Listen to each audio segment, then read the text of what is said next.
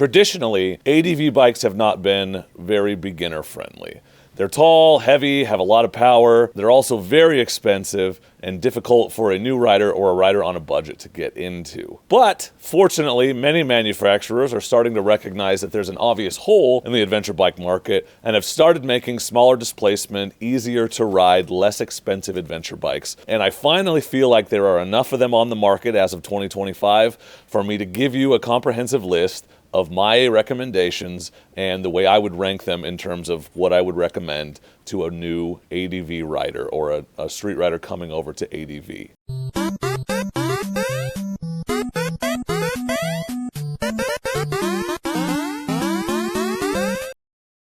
I want to thank Fanntik for sponsoring this video. I've been using their X9 Pro tire inflator for a while now, and I think it's a great product. We'll take a look at it in a bit. If you're not clear on the difference between ADV and dual sport, and the line is admittedly kind of fuzzy, I have a whole video explaining the difference. But generally, if you're going to spend time on the highway, you need to crush some highway miles to get to where you're going to ride off-road, or you're going to do 50-50, or you're going to ride long distances and multiple days. An adventure bike is sometimes a better choice. This is a list of my personal opinions. I feel like that's important to state from the beginning. I get asked all the time, what bike should I get? This is a comprehensive ranking of my personal recommendations for adventure bikes, but just know this is not a definitive ranking, scientifically proven, although I do have a spreadsheet I made comparing the stats and specs of all these bikes, which I'll link for you in the description if you want that hard information. This is just my opinion. If you came up to me and said, what adventure bike should I get? I'm a beginner.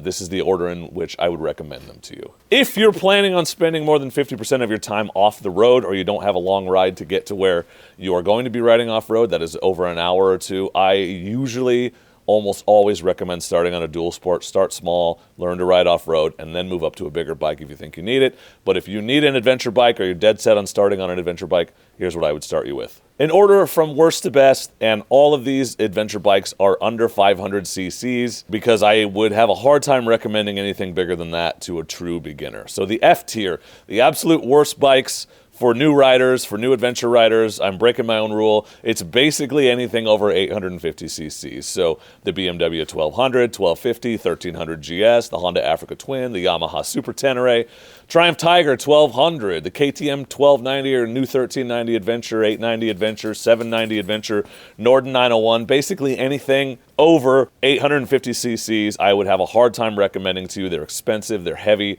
they have a lot of power, and it's not the bike you want to be learning to ride off-road on. In the D tier, and I will admit this one's kind of here because I don't know a ton about it and haven't ridden it. Every other bike on here I have personal experience with, is the Benelli TRK 502X. Mostly including it because I know somebody will point that out if I leave it out, but I don't know a ton about it. I know it has a 19-inch front wheel. I know that it's really heavy. I know that it's a manufacturer without a lot of dealer support and with an inconsistent or really unknown reputation for reliability. So it's not a bike that I feel comfortable recommending, so that is why it is in the D tier. Maybe worth looking at because it exists and it's a 500cc adventure bike, but I wouldn't point you in that direction personally. Moving up to the C tier, these are bikes that are good for beginners, but that have significant flaws, making me less likely to recommend them. The first bike in the C tier is the Versys-X 300. Don't like this as an off-road bike. I think it's a great starter bike for on the road. It has a 19-inch front wheel. It doesn't have a ton of ground clearance. In my opinion, this is a tall street bike. Now, that's not to say you can't take it on gravel roads. I've included nothing on this list that you couldn't take on a gravel road to get to your campsite, whatever, but it's not a bike that I would want to be on long term. It's not a bike that I would want to be on super difficult or more difficult terrain or even intermediate terrain, so that's why it is in the C tier. Also in the C tier is the Royal Enfield Himalayan 411. That is the old Himalayan. It's a good bike. It's an easy bike for a beginner to ride. Low seat height, very approachable. It's very inexpensive. In fact, it's the cheapest MSRP bike on this list, and you can get it even cheaper now that the new one is out. But it is just severely underpowered on the highway with only 25 horsepower, and it's just not a bike that I would recommend for you if you're going to go long distances, and which is the whole point of having an adventure bike, is that you have to travel some on the highway, otherwise you just get a dual sport. So that's a C tier bike for me. And rounding out the C tier, A bike I love, the Triumph Scrambler 400X. Just test rode that, had a great time on it. I think it's a great little bike. It's a power slide machine. It is a gravel road, consumes them like nobody's business. And I love Scramblers, but it's just not an adventure bike. It has a 19-inch front wheel, minimal suspension travel at 5.9 inches. It comes with cast wheels like a lot of the other bikes in the lower tiers on this list. And while I love it, I would not recommend it as an adventure bike. If you want to do 90% or 80% of your time on the road, but you want to hit a gravel road now and then, it's a great bike for that. But it's not a bike that I would load up with luggage and take across the country. Moving on to the B tier, these are bikes that I like a lot, but have one or two significant flaws, or just having ridden them don't feel like the best adventure bikes for new riders because they either are harder to ride at the beginning, or they won't last you as long, or they're just not as capable. We're prioritizing off-road capability here. In the B tier, the first bike is the current, and this is an important distinction, the current KTM 390 Adventure. It has a 19-inch front wheel. It used to only come with cast wheels. You can now get spoked wheels for it. It has minimal suspension adjustments with preload and damping adjustment only. It's a good bike, but there are better bikes, and it has the inconsistent KTM reliability, which is a factor if you want it to be. It's still pretty streety. It's okay. And I've seen people do dumb stuff on it. I'm not saying you can't take it off-road, but there are more capable off-road bikes on the list. Also in the B tier, the Honda CB500X and its replacement upgrade in every way, pretty much, in the lineup, the NX500. This is an underrated bike. Again, very easy to ride. It's the bike that I always say that if I was going to start on adventure bikes, I wish I'd started on this one. It has a 19-inch front wheel, so it's less capable, but it's very smooth, easy to ride, just lacks in the off-road chops. The NX500 has several awesome upgrades over the CB500X, including traction control and a new display. It's a great little bike. It's great to start on. It's not the best off-road, but it will get you to your campsite, and that Honda reliability cannot be understated. Capability-wise, maybe it's a C-tier bike. I don't think it is, but maybe. But the reliability of Honda pushes it up over the top because it's a bike you know is just going to start every time you hit the button. And I had a blast on the CB500X that I had, and on the NX500 that I test rode. Basically everything before the A tier is a decent street bike that can handle gravel and whatnot, but is not my first choice for difficult, rocky, sandy, or muddy terrain, except for the last bike in the B tier, which is the Kawasaki KLR 650. But Dork, by your own definition, that's a dual sport, not an ADV bike. Yes. But this is one that really straddles the line, and a lot of people have started on as their first ADV bike, and particularly with the introduction of the KLR 650S, I think a lot of the disadvantages of this bike for new riders have been mitigated somewhat. So it's cheap, it'll take you anywhere, it can go highway speeds, it's capable enough off-road, it's a little heavier than most dual sports, but you knew I was going to sneak in a dual sport bike into this list somewhere, and the KLR 650 is, I think, one of the cheapest and best ways you can start adventure riding, honestly, because there are a ton of used ones out there you can get for a steal, and I would be remiss if I left it off of this list. And they're basically unkillable. They have that super reliability, so even if you got an older one, it's probably going to work for you. Now, the new MSRP for one of these is higher than just about anything else on the list, but used ones abound. They've been out forever. They are all over the place. You can find a used one fully kitted out really inexpensively. So it is worth considering if you want to get into adventure riding, is all I'm saying. While you're out adventuring far from home on your brand new beginner adventure bike, one of the things you want to consider is your toolkit. And the most common issue you're going to have to deal with out there in the world, in my experience, is flat tires. So you want to be prepared to change a flat tire. Part of changing a flat tire is re-inflating it. I like to carry the Fanntik X9 Pro tire inflator. They sent it to me a while back. I had it in my bags on the whole NorCal BDR. It's a great tire inflator, works fast, holds a charge for a long time, and is easy to use. It's pretty small and compact. Highly recommend it. It's more compact than their previous version, and it weighs less than a pound. It has a maximum inflation pressure of 150 psi, meaning you can use it on your motorcycle and in your car or truck. And with the intelligent mode, you can set your desired pressure and walk away because it'll stop automatically when it hits it. The 8.5 watt-hour battery will run for 23 minutes, so you're covered for multiple flats in the field, hopefully a feature you don't end up needing. And with the accessory storage slot design, you don't need to carry an additional bag or worry about your accessories disappearing into the bottom of your luggage. The hose is permanently attached, and the thing couldn't be simpler to use. Just pull out the end of the hose to activate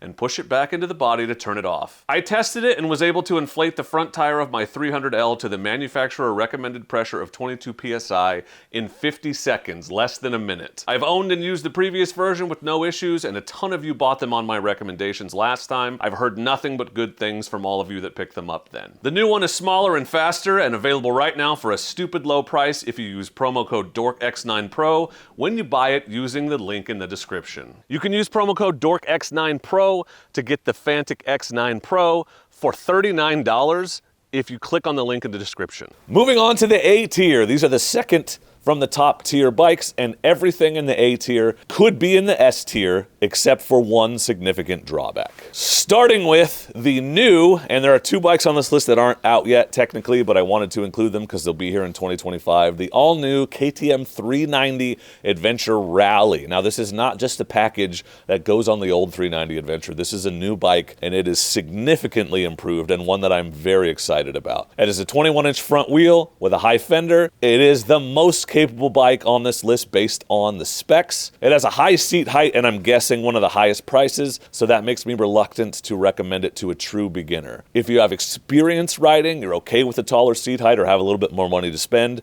this bike may need to be in the S tier. It may be as good as the bike in the S tier, but I'm guessing it'll be very expensive, and so I have a couple hesitations that stop me from giving it the highest recommendation, one of which is, again, it's a KTM. The second bike in the A tier, you shouldn't be shocked to see this one on the list, but it's the Honda CRF 300L Rally. Another dual sport?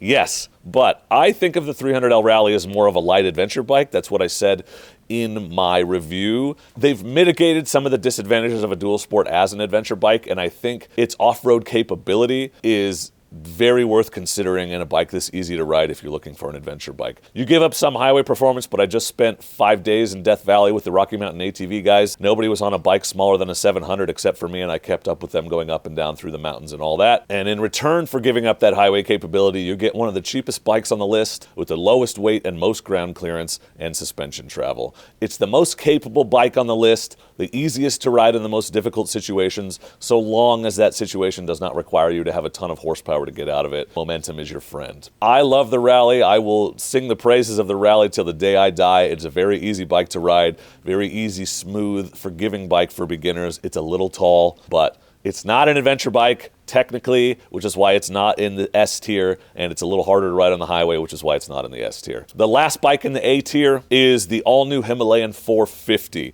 I got a chance to ride one of these in Utah, and I was very impressed with it. It's a great all-around bike. It has unique looks and some great features, including that really cool round display. It's easy for beginners to ride with a low seat height. It's inexpensive, and it's capable of sustained highway travel. The only reason it's not in the S tier is because the suspension is not adjustable. It is just rear preload and rebound adjustable, so while I do think the stock setup is pretty good, and I was impressed with it the whole time. I think it'll handle a lot of what you throw at it. It's not my highest recommendation because of that lack of suspension adjustability. It's still a really great starter bike.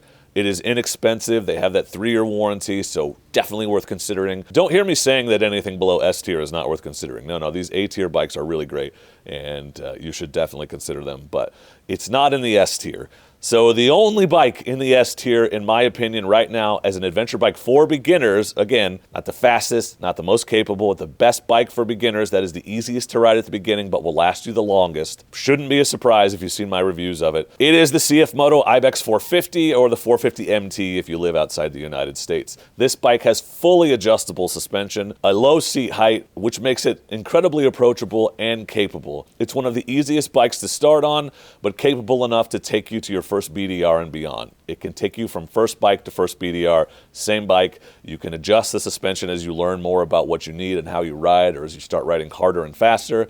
There are twice as many CFMoto dealers in the country as there are KTM dealers. Did you know that? Over 600 CFMoto dealerships in the US, so dealer support is better than even the KTM. It is highway capable, had it up to 90 miles an hour very comfortably. It has modern, easy to use technology, easy to turn the traction control and the modes on and off. Modern styling. Feels to me, when you swing your leg over, like a Tenere 450, and I mean that as a massive compliment. It feels like a Yamaha. It rides like that Tenere. It feels as capable and as confidence-inspiring as that Tenere. Sadly, like the KTM 390 Adventure Rally, the Ibex 450 is not yet available in the US, but I'm future-proofing this list for 2025. They should be out in early 2025, and now is the time to get in a pre-order if you want the most capable, most beginner-friendly, highest-rated, in my opinion, beginner adventure bike out there. Now, there are question marks, CFMoto reliability. It also has a nice warranty, but from my time on that bike, I'm very impressed with it, and I can't wait to get my hands on one, and I am going to test the crap out of it when I do. So it's kind of sad the big four, you'll notice, are not really offering anything that's actually off-road viable in the ADV space for beginners, except for, again, stuff that I had to pull out from other categories like the KLR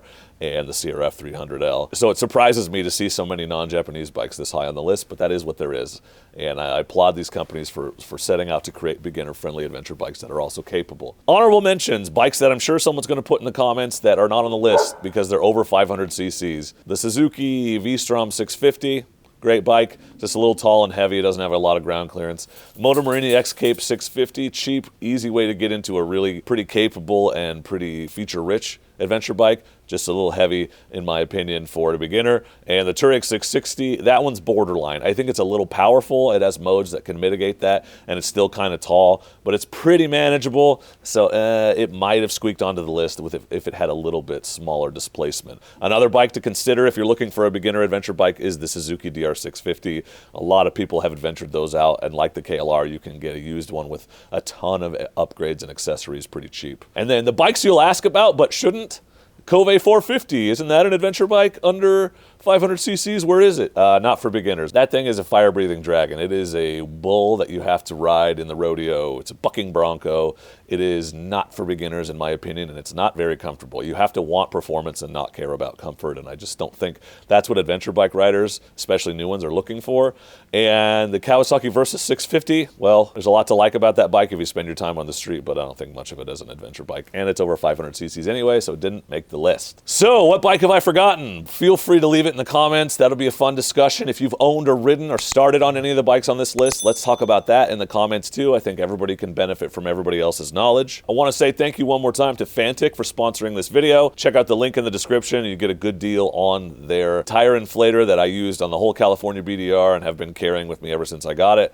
But for now, and as always, I just want to say thank you very much for watching, and please do not forget to be excellent to each other. Thank you.